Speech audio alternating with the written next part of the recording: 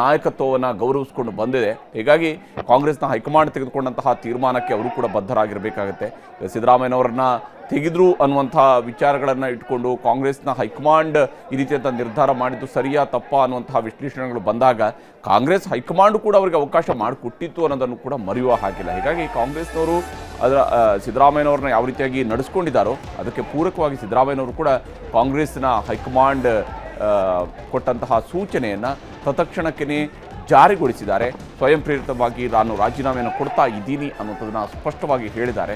ಹೀಗೆ ರಾಜೀನಾಮೆಯನ್ನು ಕೊಡುವ ಪ್ರಕ್ರಿಯೆಗಳು ಈಗ ಮುಕ್ತಾಯ ಆಗಿದೆ. ಸಿದ್ದರಾಮಯ್ಯನವರು ತಮ್ಮ ಹುದ್ದೆಯಿಂದ ನಿರ್ಗಮಿಸ್ತಾ ಇದ್ದಾರೆ. ಭಾವಿ ಮುಖ್ಯಮಂತ್ರಿ ಯಾರು ಅನ್ನುವಂತಹ ಪ್ರಶ್ನೆಗೆ ಈಗಾಗಲೇ ಉತ್ತರ ಇದೆ. ಸಿದ್ದರಾಮಯ್ಯನವರು ಕೂಡ ಪರೋಕ್ಷವಾಗಿ ಅದೇ ಸ್ವರೂಪದಲ್ಲೇ ಶಿವಕುಮಾರ್ ಅವರ ಕಡೆಗೆ ಕೈ ತೋರಿಸ್ತಾ ಹೇಳಿದರು, he will be the chief minister ಅಂತೇಳಿ. ಅವರು ಸಿದ್ದರಾಮಯ್ಯನವರ ಜೊತೆಗೇನೆ ಈಗ ಕೆಲಸ ಮಾಡಿದಂಥವರು 8 ವರ್ಷಗಳ ಅವಧಿಯವರೆಗೆ ಸಿದ್ದರಾಮಯ್ಯನವರ ಜೊತೆಗೆ ಮಂತ್ರಿಯಾಗಿ ಕೆಲಸ ಮಾಡಿದಂಥವರು ಡಿ.ಕೆ. ಶಿವಕುಮಾರ್ ಅವರು. ಹಾಗೆ ಶಿವಕುಮಾರ್ ಅವ್ರಿಗೂ ಕೂಡ ಸಂಪುಟದ ಸಹೋದ್ಯೋಗಿಗಳ ಜೊತೆಗೆ ಪ್ರೀತಿ ವಿಶ್ವಾಸ ಇವೆಲ್ಲವೂ ಕೂಡ ಇದೆ. ಗೌರವ ವಿಶ್ವಾಸಗಳನ್ನು ಉಳಿಸ್ಕೊಂಡಿದ್ದಾರೆ. ಅದನ್ನು ಮುನ್ನಡೆಸ್ಕೊಂಡು ಹೋಗುವಂಥದ್ದು ಅವರ ಜವಾಬ್ದಾರಿಯೂ ಕೂಡ ಆಗುತ್ತೆ. ಮುಂದಿನ 2 ವರ್ಷಗಳ ಅವಕಾಶ ಕಾಂಗ್ರೆಸ್ನ ಈ ಬಾರಿಯ ಟರ್ಮ್ನಲ್ಲಿದೆ. ಮುಂದೆ ಚುನಾವಣೆಯಲ್ಲೂ ಕೂಡ ಪಕ್ಷವನ್ನು ಗೆಲ್ಲಿಸ್ಕೊಂಡು ಬರುವಂತಹ ಜವಾಬ್ದಾರಿ ಮತ್ತೊಂದು ಸ್ವರೂಪದಲ್ಲಿ ಈಗ ಶಿವಕುಮಾರ್ ಅವರ ಹೆಗಲೇ ಇರುತ್ತೆ. ಈ ಹಿಂದೆ ಅವರು PCC ಅಧ್ಯಕ್ಷರಾಗಿದ್ದರು. ಈಗ ಮುಖ್ಯಮಂತ್ರಿಯ ನಾಯಕತ್ವ ಅವ್ರಿಗೆ ಸಿಗುತ್ತೆ.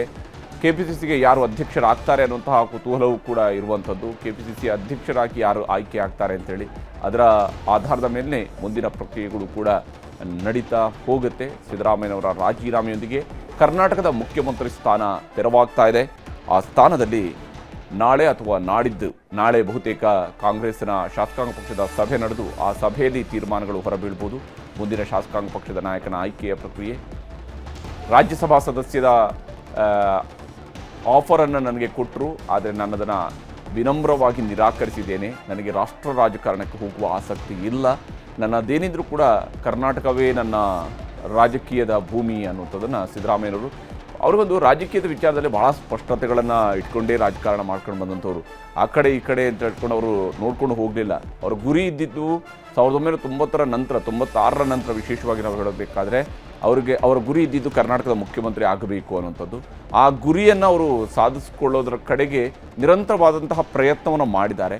ಆ ಅಹಿಂದವನ್ನು ರೂಪುಗೊಳಿಸಿದಂತಹ ರೀತಿ ಇದೆಯಲ್ಲ, 1998ರಲ್ಲಿ ಅಹಿಂದದ ಮೊದಲ ಸಮಾವೇಶ ಕೋಲಾರದಲ್ಲಿ ನಡೆದಲ್ಲಿಂದ ನಂತರ 2005ರಲ್ಲಿ ಅವರು JDSನಿಂದ ಉಚ್ಚಾಟನೆಗೊಂಡಾಗ ABPJDಯನ್ನು ಕಟ್ಟಿದಾಗ ಅವರು ABPJD ಅನ್ನುವಂತಹ ಒಂದು ಪಕ್ಷವನ್ನು ಕಟ್ಕೊಳ್ತಾರೆ ಸಿದ್ದರಾಮಯ್ಯನವರು. ಅದರ ಉಲ್ಲೇಖ ಮಾಡಿಲ್ಲ ಅವರು. ನಾನು ಅಹಿಂದದ ಚಟುವಟಿಕೆಗಳಲ್ಲಿ ತೊಡಗಿದ್ದೆ ಅಂತ ಹೇಳ್ತಾರೆ ಅವರು. ಆದರೆ ABPJDಯನ್ನು ಕಟ್ಟಿದಂತಹ ಸಂದರ್ಭದಲ್ಲಿ ಕೂಡ ಅಹಿಂದದ ಚಟುವಟಿಕೆಗಳಲ್ಲಿ ಅವರು ಬಹಳ ದೊಡ್ಡ ಮಟ್ಟದಲ್ಲಿ ತೊಡಗಿಸ್ಕೊಳ್ತಾರೆ 2005-6ರಲ್ಲಿ. ಅಲ್ಲಿಂದ ನಂತರ ಸಿದ್ದರಾಮಯ್ಯನವರು ನಿರಂತರವಾಗಿ ಅಹಿಂದದ ಒಂದು ಪವರನ್ನು ಬಳಕೆ ಮಾಡ್ಕೊಂಡಿದ್ದಾರೆ. ಅದು ಅವರಿಗೆ ಅಧಿಕಾರದ ಗದ್ದುಗೆಯನ್ನು ಕೂಡ ತಂದು ಕೊಟ್ಟಿದೆ. ಕರ್ನಾಟಕದ ಉದ್ದಗಲಕ್ಕೂ ಒಂದು ಜನಪ್ರಿಯತೆಯನ್ನು ಮತ್ತು ವಿಶೇಷವಾಗಿ ಉತ್ತರ ಕರ್ನಾಟಕ ಭಾಗದಲ್ಲಿ ಸಿದ್ದರಾಮಯ್ಯನವರ ಮೇಲಿನ ಒಂದು ಪ್ರೀತಿ ವಿಶ್ವಾಸ ಭಾಳ ಅಪಾರ ಪ್ರಮಾಣದಲ್ಲಿತ್ತು. ಬಾದಾಮಿಯಲ್ಲಿ ಅವ್ರನ್ನ 2018ರಲ್ಲಿ ಅಲ್ಲಿಯ ಜನ ಗೆಲ್ಲಿಸಿ ಅವರಿಗೆ ರಾಜಕೀಯದ ಒಂದು ಮರುಜನ್ಮದ ರೀತಿಯಲ್ಲಿಯೇ ಇತ್ತು. ಇಲ್ಲದೆ ಹೋಗಿರ್ತಿದೆ ಒಬ್ಬ ಮುಖ್ಯಮಂತ್ರಿಯಾಗಿ ಒಂದು ಸೋಲು ಅತ್ಯಂತ ಅವಮಾನಕರ ಆಗಿರ್ತಿತ್ತು ಸಿದ್ದರಾಮಯ್ಯನವರ ರಾಜಕೀಯ ಜೀವನಕ್ಕೆ. ಚಾಮುಂಡೇಶ್ವರಿಯಲ್ಲಿ ಅವರು ಸೋತರೂ ಕೂಡ ತನ್ನ ಕ್ಷೇತ್ರದ ಜನ ಕೈ ಬಿಟ್ಟರೂ ಕೂಡ ಅವ್ರನ್ನ ಬಾದಾಮಿಯ ಜನ ಕೈ ಹಿಡಿದು ಶಾಸನಸಭೆಗೆ ಕಳಿಸಿದರು. ಹಾಗಾಗಿ ಅವರು ಮತ್ತೆ ಪ್ರತಿಪಕ್ಷ ನಾಯಕರಾಗಿ ಮುಂದುವರಿಯೋದಕ್ಕೆ ಸಾಧ್ಯ ಆಯಿತು. ಸಿದ್ದರಾಮಯ್ಯನವರು ಈಗ ತಮ್ಮ ಹುದ್ದೆಯಿಂದ ನಿರ್ಗಮಿಸ್ತಾ ಇದ್ದಾರೆ. 50 ವರ್ಷಗಳ ರಾಜಕೀಯ ಜೀವನವನ್ನ ಮೆಲುಕು ಹಾಕಿದರು ಸಿದ್ದರಾಮಯ್ಯ ಅವರು. ಯಾವ ರೀತಿಯಾಗಿ ಕಾಂಗ್ರೆಸ್ಗೆ ಸೇರ್ಪಡೆ ಆದೆ, ಅದಕ್ಕಿಂತ ಹಿಂದೆ ಯಾವ ರೀತಿಯಾಗಿ ಈ ಒಂದು ವಿಚಾರ ತನಗೆ ಮೊದಲು ನಾನು ಈ ರೀತಿಯಾಗಿ MLA ಆಗಬಹುದು ಅನ್ನೋದನ್ನು ಅಂದ್ಕೊಂಡಿರಲಿಲ್ಲ. ವಿಪಕ್ಷ ನಾಯಕನಾಗಿ ನಾನು ಕೆಲಸವನ್ನ ಮಾಡ್ತೀನಿ ಅಂತ ಅಂದ್ಕೊಂಡಿರಲಿಲ್ಲ. ಮುಖ್ಯಮಂತ್ರಿ ಆಗ್ತೀನಿ ಅನ್ನುವಂತಹ ಕನಸನ್ನು ಕೂಡ ಕಟ್ಟಿಕೊಂಡಿರಲಿಲ್ಲ. ಆದರೆ ಎಲ್ಲವನ್ನ ಕೂಡ ನನಗೆ ಮತದಾರರೇ, ನಮ್ಮ ಅಭಿಮಾನಿ ದೇವರುಗಳು ನನಗೆ ತಂದು ಕೊಟ್ಟದ್ದು, ಕಾಂಗ್ರೆಸ್ ಪಕ್ಷ ನನಗೆ ನೀಡಿತು, ಅನೇಕ ಪಕ್ಷಗಳು ನನಗೆ ನೀಡಿತು ಅನ್ನುವಂತಹ ವಿಚಾರವನ್ನ ಕೂಡ ಹೇಳಿದ್ರು. ಮೊದಲನೇದಾಗಿ ರಾಜ್ಕುಮಾರ್ ಅವರು ಅಭಿಮಾನಿ ದೇವರು ಅಂತ ಕರೀತಾ ಇದ್ರು. ನನಗೆ ಸಂವಿಧಾನವೇ ನನಗೆ ಧರ್ಮ, ಜೊತೆಗೆ ಯಾರು ಮತದಾರರು ಇದ್ದಾರೆ ಅವರೇ ನಮ್ಮ ಅಭಿಮಾನಿ ದೇವರುಗಳು ಅನ್ನುವಂತಹ ವಿಚಾರವನ್ನ ಹೇಳಿದ್ರು. ಕರ್ನಾಟಕದ 7 ಕೋಟಿ ಕೋಟಿ ಜನರ ಸೇವೆಯನ್ನ ಮಾಡುವಂತಹ ಅವಕಾಶ ಸಿಕ್ತು. ಅದು ಕೂಡ 2 ಬಾರಿ ಸಿಎಂ ಆಗಿ 2 ಬಾರಿ ಪ್ರತಿಪಕ್ಷ ನಾಯಕನಾಗಿ ನನಗೆ ಅವಕಾಶವನ್ನು ಕೊಟ್ಟಿದ್ದಾರೆ. ಸೋನಿಯಾ ಗಾಂಧಿ, ರಾಹುಲ್ ಗಾಂಧಿ, ಮಲ್ಲಿಕಾರ್ಜುನ ಖರ್ಗೆ ಅವರಿಗೂ ಕೂಡ ಈ ಸಂದರ್ಭದಲ್ಲಿ ಧನ್ಯವಾದವನ್ನ ತಿಳಿಸಿದ್ದಾರೆ. ಸಿದ್ದರಾಮಯ್ಯ ಅವರು, ನಾನು ರಾಜಕಾರಣಿ, ಹಾಗಾಗಿ ಸಂವಿಧಾನವೇ ನನಗೆ ಧರ್ಮ, ಮತದಾರ ಪ್ರಭುಗಳೇ ನಮ್ಮ ಅಭಿಮಾನಿ ದೇವರುಗಳು ಅನ್ನುವಂತಹ ವಿಚಾರವನ್ನ ಪ್ರಸ್ತಾಪ ಮಾಡಿದ್ರು.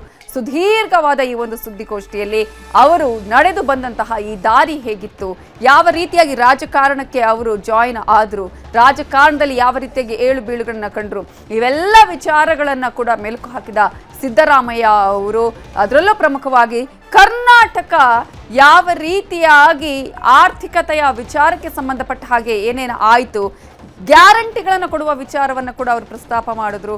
ಜೊತೆಗೆ ಈ ಹಿಂದಿನ ಸರ್ಕಾರ ಯಾವ ರೀತಿಯಾಗಿ ಡೆಫಿಸಿಟ್ ಆಗಿ ಮಾಡುವಂತಹ ಕೆಲಸ ಮಾಡ್ತು ಅನ್ನುವ ವಿಚಾರವನ್ನು ಕೂಡ ಅವರು ಪ್ರಸ್ತಾಪ ಮಾಡಿದ್ರು. ಇಂತಹ ಸಂದರ್ಭದಲ್ಲಿ ಸಿದ್ದರಾಮಯ್ಯ ಅವರು ತಾವು ಪ್ರಣಾಳಿಕೆಯಲ್ಲಿ ಕೊಟ್ಟಂತಹ ಎಲ್ಲ ಭರವಸೆಗಳ ಜಾರಿಗೆ ಪ್ರಯತ್ನ ಪಟ್ಟಿದ್ದನ್ನು ಕೂಡ ಅವರು ಹೇಳಿದರು. ಪ್ರಣಾಳಿಕೆಯ 165 ಪೈಕಿ 158 ಅಂಶಗಳನ್ನು ಆಲ್ರೆಡಿ ಈಗಾಗಲೇ ನಾವು ಜಾರಿ ಮಾಡಿದ್ದೇವೆ. 2013ರಲ್ಲಿ 550 ಪೈಕಿ 300 ಭರವಸೆಗಳನ್ನು ನಾವು ಈಡೇರಿಸಿದ್ದೇವೆ 2013ರಿಂದ 18ರ ವೇಳೆಗೆ ಅನ್ನುವ ವಿಚಾರವನ್ನು ಹೇಳಿದರು. ನಮ್ಮ ನಿಲುವು ಏನಿದ್ರು ಕೂಡ ಈ ಒಂದು ರಾಜ್ಯಕ್ಕೆ ಸಂಬಂಧಪಟ್ಟ ಹಾಗೆ ಅನ್ನುವ ವಿಚಾರವನ್ನ ಹೇಳಿದ್ರು. ಮಾತು ಕೊಟ್ಟು ತಪ್ಪಿಸಿಕೊಳ್ಳುವಂತಹ ಜಾಯಮಾನ ನನ್ನದಲ್ಲ ಅನ್ನುವ ಮಾತನ್ನ ಹೇಳಿದ್ರು. ನನ್ನ ಬಗ್ಗೆ ಅಥವಾ ಗ್ಯಾರಂಟಿಗಳ ಬಗ್ಗೆ ವಿಪಕ್ಷದವರು ಸಾಕಷ್ಟು ಅಪಪ್ರಚಾರ ಮಾಡಿದ್ರು. ಪ್ರಧಾನಿ ನರೇಂದ್ರ ಮೋದಿ ಆಗಿ ಪ್ರಧಾನಿ ಕೂಡ ಈ ವಿಚಾರದಲ್ಲಿ ಆಗೋದಿಲ್ಲ ಅನ್ನುವುದನ್ನ ಹೇಳಿದ್ರು ಗ್ಯಾರಂಟಿಗಳ ವಿಚಾರ ಬಂದಾಗ. ಆದರೆ ಅವೆಲ್ಲವನ್ನ ಕೂಡ ನಾವು ಸಾರ್ಥಕವಾಗಿ ಮಾಡಿ ತೋರಿಸಿದ್ದೇವೆ ಅನ್ನೋದನ್ನ ಸಿದ್ದರಾಮಯ್ಯ ಅವರು ಹೇಳಿದ್ರು. ಆದರೆ ಇವತ್ತು ಯಾವ ಕಾರಣಕ್ಕಾಗಿ ರಾಜೀನಾಮೆ ಅನ್ನುವಂತಹ ವಿಚಾರ ಬಂದಾಗ ನನಗೆ ಹೈಕಮಾಂಡ್ ಏನು ಹೇಳಿದೆ ಅದನ್ನು ನಾನು ಮಾಡಿದ್ದೇನೆ, ಸ್ವಯಂ ಪ್ರೇರಿತವಾಗಿ ನಾನು ರಾಜೀನಾಮೆಯನ್ನ ಕೊಟ್ಟಿದ್ದೇನೆ ಅನ್ನುವ ವಿಚಾರವನ್ನ ಕೂಡ ಹೇಳಿದ್ದಾರೆ. ಜೊತೆಗೆ ಮುಂದಿನ ಸಿಎಂ ಬಗ್ಗೆ ಕೂಡ ಪರೋಕ್ಷವಾಗಿ ಅವರು ಹೇಳಿದರು. ಪ್ರಮುಖವಾಗಿ ಆರ್ಥಿಕ ವಿಚಾರದಲ್ಲಿ ಪ್ರತಿ ಬಾರಿ ಕೂಡ 17 ಬಾರಿ ಬಜೆಟ್ ಅನ್ನು ಮಂಡನೆ ಮಾಡಿದವರು ಸಿದ್ದರಾಮಯ್ಯ ಅವರು. ಹಾಗಾಗಿ ಆರ್ಥಿಕತೆ ವಿಚಾರ ಅಂತ ಹೇಳಿ ಬಂದಾಗ ಎಲ್ಲದ ಲೆಕ್ಕವನ್ನ ಚಾಚು ತಪ್ಪದೆ ಏನೇನಾಯಿತು, ಯಾವ ರೀತಿಯಾಗಿದೆ, ಈಗಿನ ಪರಿಸ್ಥಿತಿ ಹೇಗಿದೆ ಅನ್ನೋದ್ರ ಸಮೇತವಾಗಿ ಸಿದ್ದರಾಮಯ್ಯ ಅವರು ಲೆಕ್ಕವನ್ನು ಕೂಡ ಮಂಡನೆ ಮಾಡಿದ್ರು, ಲೆಕ್ಕವನ್ನ ಹೇಳಿದ್ರು. GSTಯ ವಿಚಾರ ಅಂತ ಹೇಳಿ ಬಂದಾಗ 2ನೇ ರಾಜ್ಯ ಅಂತ ಹೇಳಿದ್ರೆ ಅದು ನಮ್ಮ ಕರ್ನಾಟಕ. ಮಹಾರಾಷ್ಟ್ರ ಮೊದಲ ರಾಜ್ಯ, ಆದರೆ ಕರ್ನಾಟಕ 2ನೇ ರಾಜ್ಯ ಇದೆ. ಆದರೆ ನಮಗೆ ಬೇಕಾದಂಥದ್ದು, ನಮಗೆ ಕೊಡಬೇಕಾದಂಥದ್ದು ಕೇಂದ್ರ ಕೊಡಲಿಲ್ಲ ಅನ್ನುವ ವಿಚಾರವನ್ನು ಕೂಡ ಅವರು ಮೆನ್ಷನ್ ಮಾಡಿದ್ರು. ಬಜೆಟ್ನಲ್ಲಿ 19,000 ಕೋಟಿ ವಿತ್ತೀಯ ಕೊರತೆ ಆಯಿತು. 15ನೇ ಹಣಕಾಸು ಆಯೋಗದ ಹಣ ಕೂಡ ನಮಗೆ ಸಿಗಲಿಲ್ಲ, ಬರಬೇಕಾದದ್ದು ನಮಗೆ ಬರಲಿಲ್ಲ. ಆ ಒಂದು ಕಾರಣಕ್ಕಾಗಿ ಒಂದಷ್ಟು ಆರ್ಥಿಕತೆಯ ವಿಚಾರದಲ್ಲಿ ಈಗ ಡೆಫಿಸಿಟ್ ಆಗಿದೆ ಅನ್ನೋದನ್ನ ಹೇಳಿದ್ರು. 5,495 ಕೋಟಿ ಅನುದಾನ ನಮಗೆ ಬರಲಿಲ್ಲ ಅಂತ ಹೇಳಿ ಈ ಸಂದರ್ಭದಲ್ಲೂ ಕೂಡ ಕೇಂದ್ರದ ವಿರುದ್ಧ ಸಿಎಂ ಸಿದ್ದರಾಮಯ್ಯ ವಾಗ್ದಾಳಿಯನ್ನ ಮಾಡಿದ್ದಾರೆ. ನನ್ನ ಸಿದ್ಧಾಂತದ ವಿಚಾರಕ್ಕೆ ಸಂಬಂಧಪಟ್ಟ ಹಾಗೆ ಕೂಡ ಅವರು ಮಾತನಾಡಿದ್ರು. ನನ್ನ ಸಿದ್ಧಾಂತ ಏನಿದ್ರು ಕೂಡ ಎಲ್ಲರನ್ನ ಒಂದು ಮಾಡುವಂಥದ್ದು, ಯಾವುದೇ ರೀತಿಯಾಗಿ ಜಾತಿ ಧರ್ಮದ ವಿಚಾರಕ್ಕೆ ಸಂಬಂಧಪಟ್ಟ ಹಾಗೆ ಅಲ್ಲ ಅನ್ನೋದನ್ನ ಕೂಡ ಹೇಳಿದ್ರು. ಯಾವತ್ತಿದ್ರೂ ನನ್ನ ಹೋರಾಟ ಕೋಮುವಾದದ ವಿರುದ್ಧ ಇದ್ದೇ ಇರುತ್ತೆ ಅನ್ನೋದನ್ನ ಕೂಡ ಅವರು ಆ ಸಂದರ್ಭದಲ್ಲಿ ಮೆನ್ಷನ್ ಮಾಡಿದ್ರು.